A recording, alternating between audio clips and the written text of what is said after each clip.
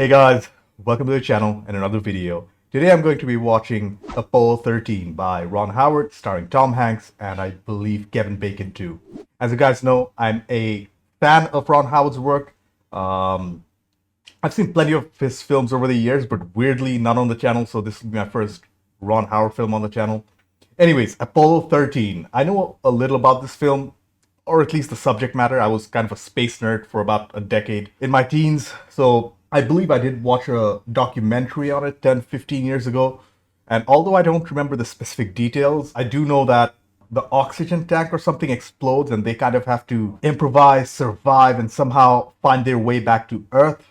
That's crazy how fearless these astronauts had to be to keep a level head facing death. I don't think I could do that.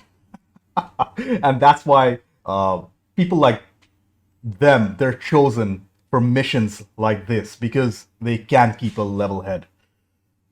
Uniquely qualified individuals. I wonder how much of this film is true to life and how much of it is fictionalized. I'm guessing most of it is true to life because I do know that the astronauts make it back safely, so that won't be a surprise.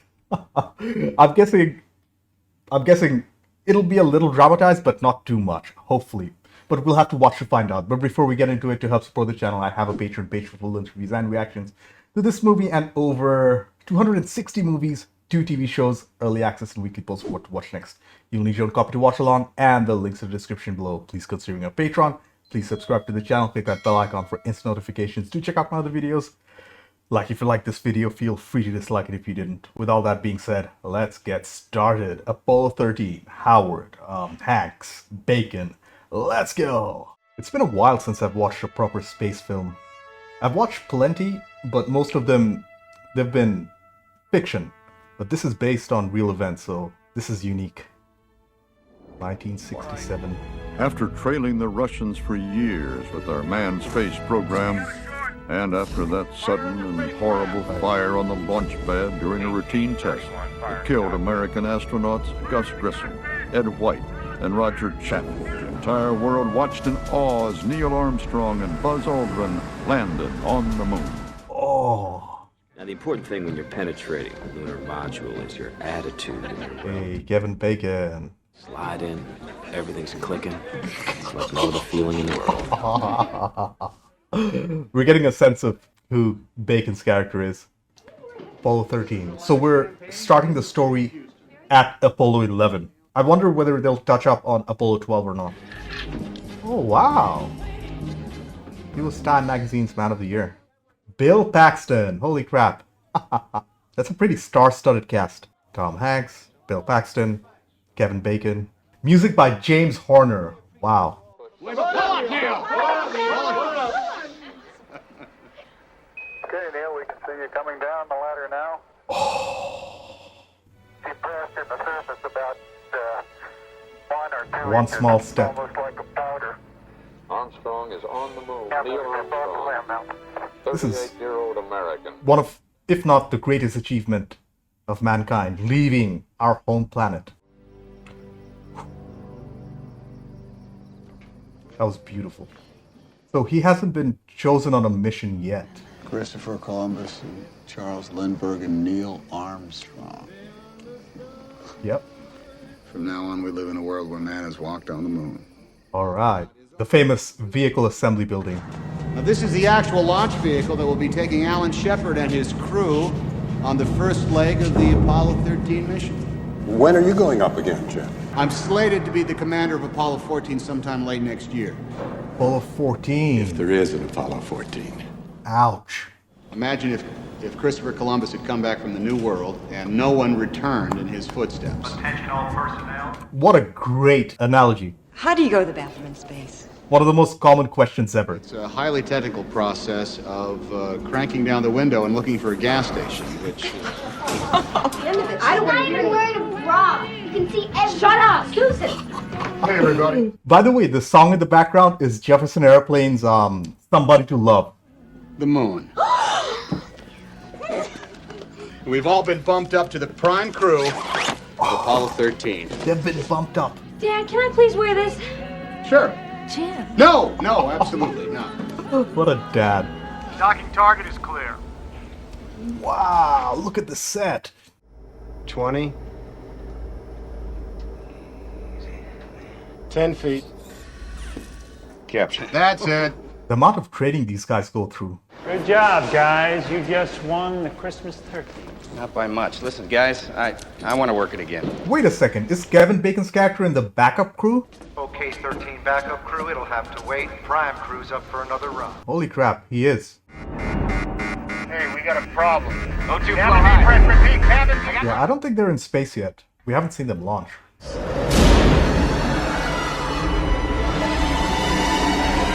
It's a nightmare. Oh, Stars will fall down. poor Marilyn. Until the moon's gravity actually grabs us and pulls us. I like how they're explaining the dynamics of the flight. Soft landing on the moon. Better than Neil Armstrong. Way better than Pete Conrad. Did you know the astronauts on the fire? Could that happen again? Well, I'll tell you something about that fire. I like how he just doesn't say no. They couldn't get it open when they needed to get out. That was one thing. Well, a lot of things went wrong in that fire. I think these scenes of the family bonding and showing them together goes a long way in character development. I'm thinking about not going to the launch.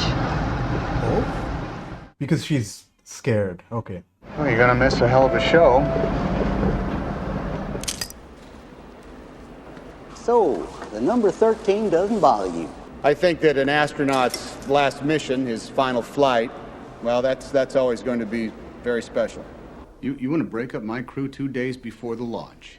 Holy crap, did that actually happen? I did not know that. We can either scrub Mattingly and go with Swigert, or we can bump all three of you to a later mission. Yeah, he doesn't want that. Jim, if you hold out for Ken, you will not be on Apollo 13. Oh, Kevin Bacon, he plays the backup crew member. Right. Okay, it makes more sense now. Yeah. He's gonna be happy.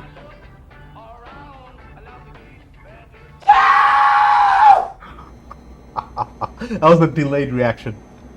Damn. So he gets to stay behind. It'll be a hell of a mission. One for the books. And you can see the disappointment in his face. I don't have the measles. I'm not gonna get the measles. And I don't blame you for being angry. These sets and props and all, they look so realistic, I haven't even commented on them. So well done, look at it. We're at 8 G's. 8 G's. 9. 10. Yeah. David, come here! Whoa! Yeah. Showing all these families really humanizes these astronauts. Great storytelling choice. Princess, you look beautiful. She's here. She's here. I heard it was going to be a hell of a show. Now, who told you that? You can't live without me. Okay, folks. Strong words. The day of the launch, I assume. Tom Hanks is such a versatile actor. The Speedmaster.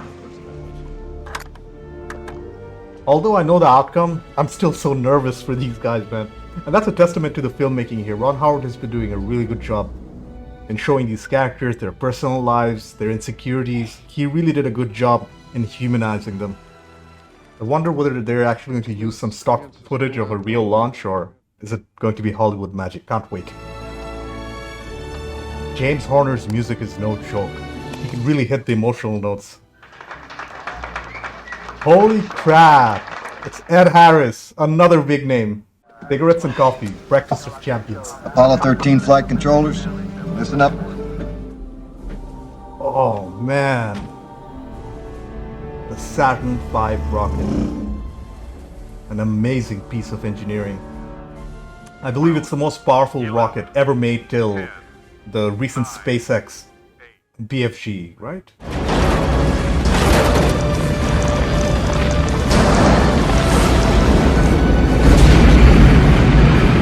Wow, that looks pretty amazing. Come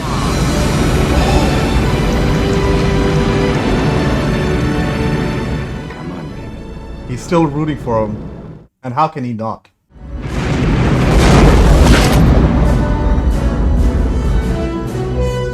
Stage separation. Shut down. And that, gentlemen, is how we do that. They're in orbit. And now they have to do another burn to leave Earth's gravity and head towards the moon. Can we just have a word with you? Oh man, it's the press. We're very proud and very happy when we're thrilled. I wonder whether things go bad early in the flight or when they're near the moon.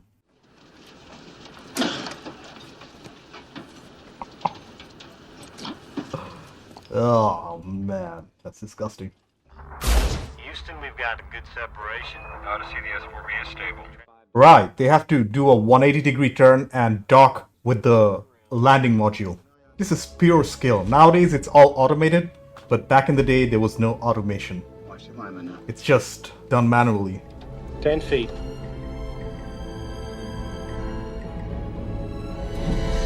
Capture. That's it. That was a soft Talk back capture. his barber pole. Go ahead and retract. Well done. Day 3, okay. So they're about 75% of the way there, I assume. I like how they talked about how they go to the bathroom earlier and they're actually showing it now.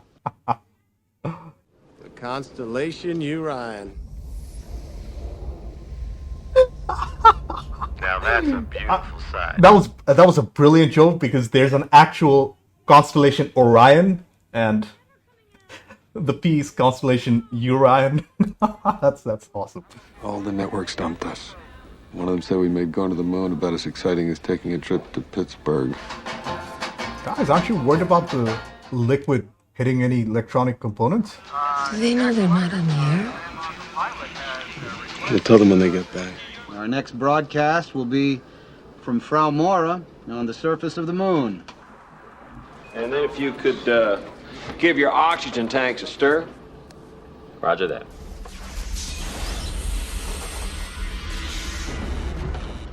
Oh no, it happened. It happened. What did you do? Nothing, I stirred the tanks. Whoa. Hey. Oh no, all the sensors are going haywire. Houston, we have a problem. Houston, we have a problem. The entire tone of the film just changed just like that. All right, I'm going to SDS. Ecom, is this an instrumentation problem or are we looking at real power loss here? They can't even fathom that something might have blown up. They think it's some sort of instrumental failure because it's so unlikely. Roger, and the signal strength on the high Fighting gateway. me. What's the story here? Did they get off trajectory? Because that's scary, right? Then you're just lost in space. We are venting something out into space. It's oxygen. It's oxygen. I can see it outside of window 1 right now. The silence is chilling. Nobody speaking a word. There's no music. Roger, Odyssey, we copy your venting. Give me an alarm. Okay, let's Just everybody... a calm acknowledgement. And now the world's best problem solvers, they're starting to solve whatever this is. Wake up anybody you need, get them in here. Let's work the problem, people. That's the philosophy. Flight, I recommend we shut down the reactant valves of the fuel cells. You close them, you can't open them again. You can't land on the moon with one healthy fuel cell. From my chair here, this is the last option. I mean, there's not going to be a landing anymore. After an explosion. Shutting down the fuel cells. Did I hear you right? Yeah, they heard me right. Tell them we think that's the only way they can stop the leak. The crew's going to come to the realization that they're not landing on the moon. We just lost the moon. There it is. Pero, how long does it take to power up the LEM? 3 hours by the checklist. We don't have that much time. That's right. They're going to try and get in the landing module. I don't even have words at this point.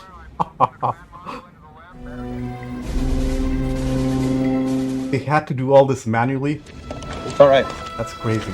Good here. He's good, Andy. Well, back in the day, computers were actually people, right? The Apollo 13 spacecraft has lost all electrical power. The emergency has ruled out any chance of a lunar landing and could endanger the lives of the astronauts themselves. All of this is happening in 15 or 20 minutes. This is crazy. Something broke on your daddy's spaceship. Is it the door? Oh, kid. 13 Houston. We confirm shutdown, Jack. Lunar module now in control. Conserve whatever you have. I have to say the subtlety of the cinematography in this film, it's very understated, is what I'm trying to say. They are here. We turn them around, straight back, direct abort. No, They have to go around. Once we get the guys around the moon, we'll fire up the LEM engine, make a long burn, pick up some speed, and get them home as quick as we can. You want to look? Oh man, they're doing flyby again. Jim, you got to take a look at this. I've seen it.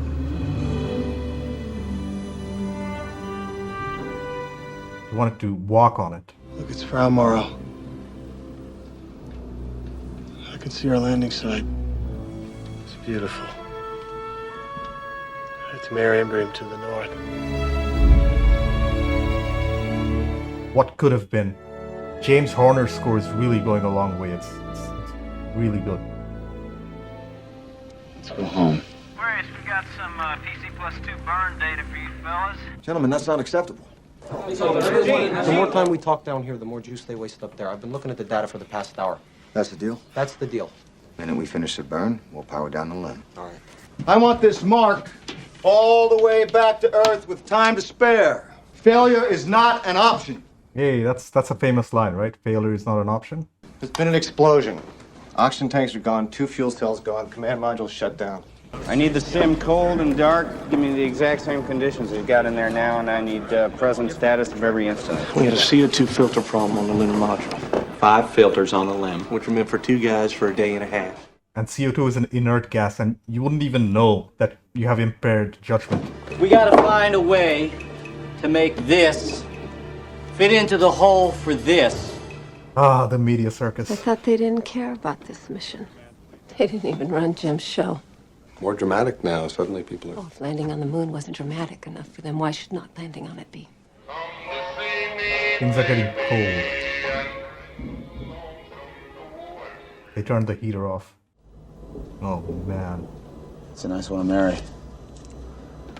Have they called up with a re-entry plan yet? Because we're coming in too shallow. We're working on something, Jack. Just hold on. At this rate, we're gonna skip right out of the atmosphere, and we're never gonna get back. There's no reason for them to tell us. You mean they're not gonna tell us? That's bull. Don't start fighting between yourselves. This piece of shit's gonna get you home. All right. That's because that's the only thing we got left, Jack. Don't blame Jack. All I did was stir those tanks. What was that gauge reading before you hit the switch? Hey, don't tell me how to fly the damn CM, all right? You don't They brought even me know. in. If I'm in the left-hand seat, when the call comes up, I stir the tanks. Yeah, well, tell him that. I just asked you what the gauges read. All right, we're not And gonna... you don't know. All right, look, we're not doing this, gentlemen. We are not going to do this. Try to figure out how to stay alive. Yep. That's what you call a commander right there. Taking command of the situation, calming everybody down, getting them refocused. What's this? That's what they gotta make. This is crazy. They're literally using the LEMs. They're kind of like filters. They are now working on their backup facilities.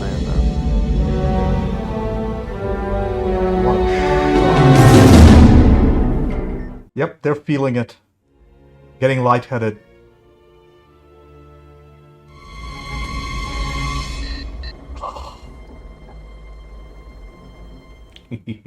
It worked. Yes. Good job. That is good to hear, Aquarius. Insane improvisation. There's been an accident. Jimmy's okay. He's all right. Are you scared? If they could get a washing machine to fly, my Jimmy could land it. That's funny and touching at the same time. There's a lot of condensation on the electronics, which is not good news. Electricity and water.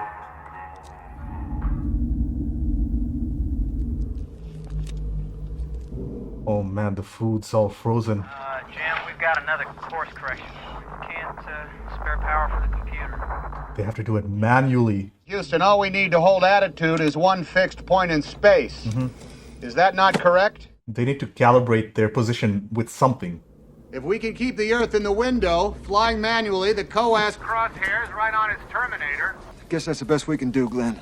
If the Earth starts drifting down, you need to thrust aft, not forward.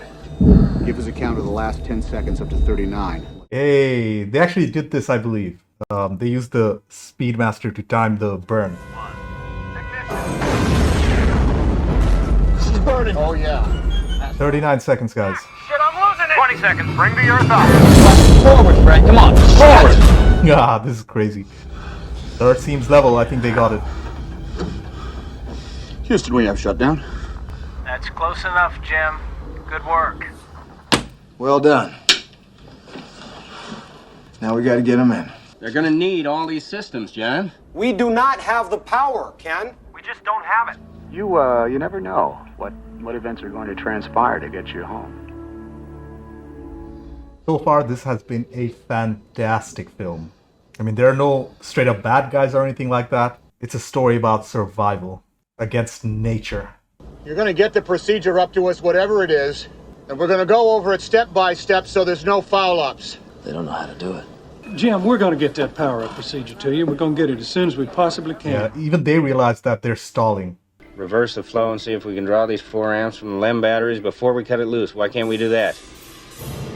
Oh? We don't have a procedure for that, do we? Doesn't matter as long as you get 4 amps. God damn it! I don't want another estimate. I want the procedures. Now! The filmmakers are doing a great job with all this technical stuff. They're really simplifying it for the audience, and that's a good thing. I think we got it, buddy. Are the flowers blooming in Houston? That's a negative, Jim. I don't have the measles. Blanche, these nice young men are going to watch the television with you. This is Neil Armstrong, and this is Buzz Aldrin. Ken, there's an awful lot of condensation on these panels. What's the word on these things shorting out? Yeah, same exact reaction. Well, you gotta get the weight right. We were expecting you to be toting a couple 100 pounds of moon rocks. Right, Houston. Look at all the condensation, man. And it's so cold that they can't even move their fingers properly.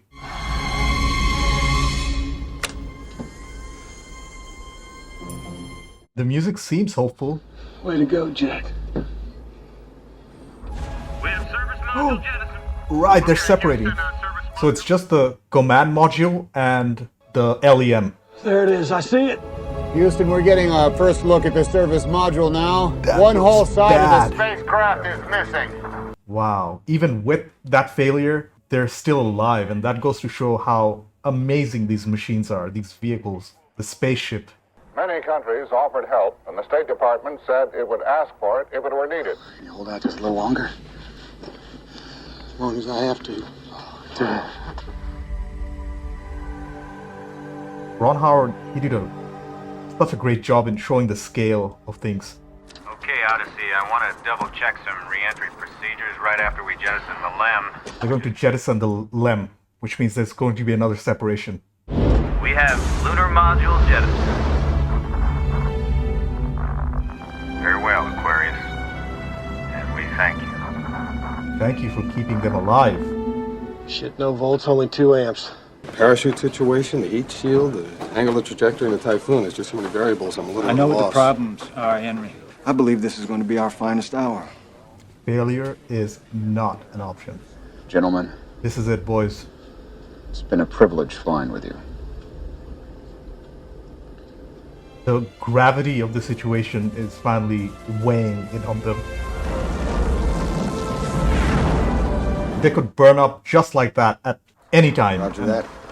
Expect to regain signal in 3 minutes. All the ice and condensation is turning back into water. Even if the re-entry is successful, the parachutes still have to open. The astronauts were expected to come out of blackout has come. Did this happen in real life too? Did it take more than 3 minutes? Or are they just trying to dramatize it? I know that they'll be safe, but still, I'm so 3 minutes, 30 seconds. nervous for them. Odyssey, Houston, do you read?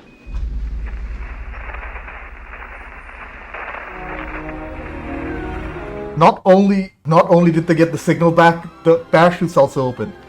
Such a powerful moment. An unbelievable moment. And splashdown. This is Apollo 13 signing off. Captain's always the last person to get off the ship. Our mission was called a successful failure, in that we returned safely but never made it to the moon. Fred Hayes was going back to the moon on Apollo 18. but his mission was canceled because of budget cuts. He never flew in space again.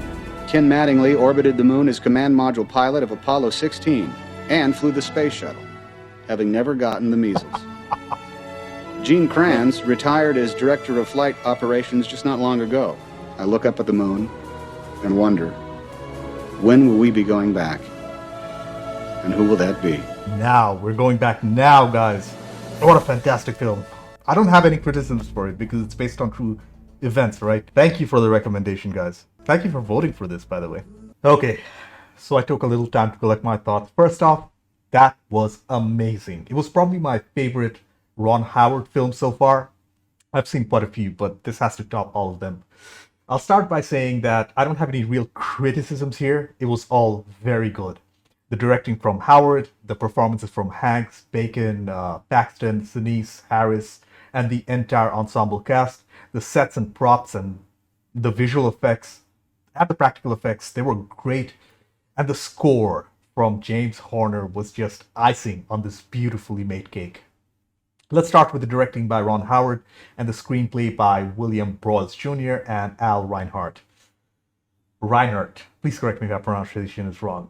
I believe this was based on a book by Lovell, and I have to read it now because if the film was this good, I can only imagine how good the book is. Usually books are, at least in my opinion, in my opinion, books are usually better than the films because there's a lot more detail you can add in a book, and you can use your imagination too.